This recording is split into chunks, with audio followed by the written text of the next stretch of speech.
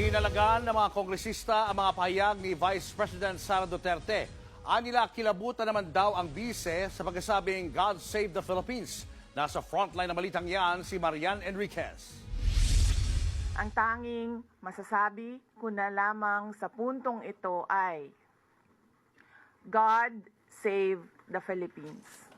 Ang pahayag na yan kanina ni VP Sara, pinalagan agad ng mga kongresistang nag-impeach sa kanya. Mangilabot naman si VP Sara sa pagsasabi ng God Save the Philippines. Hindi nga niya na-save ang confidential at intelligence funds mula sa iba't ibang anomalya. God Save the Philippines mula sa mga Duterte, lalong-lalo na kay VP Sara Duterte.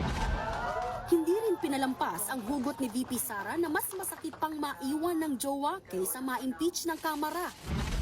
Hindi ito usapin ng jowaan. Usapin ito ng public accountability at pananagutan.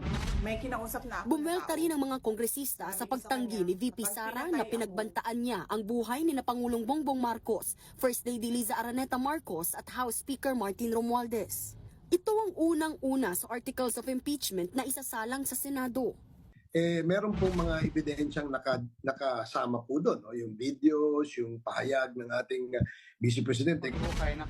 Dagdag pa ni Sendanya, Sinabi niya ito on record, may resibo, nakita ng taong bayan, tapos ngayon nagsisinungaling siya. And that makes her more unfit to be Vice President of the country.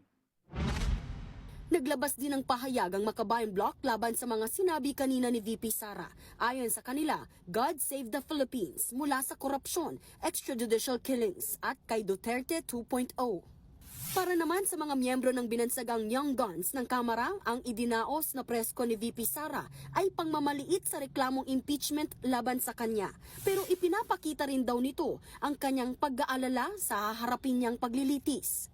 Ayon naman kay Congressman Joel Chua na isa sa mga tatayong prosecutor, magkita na lang daw sila sa impeachment court at nakahanda raw sila sa anumang gagawin ni VP Sara.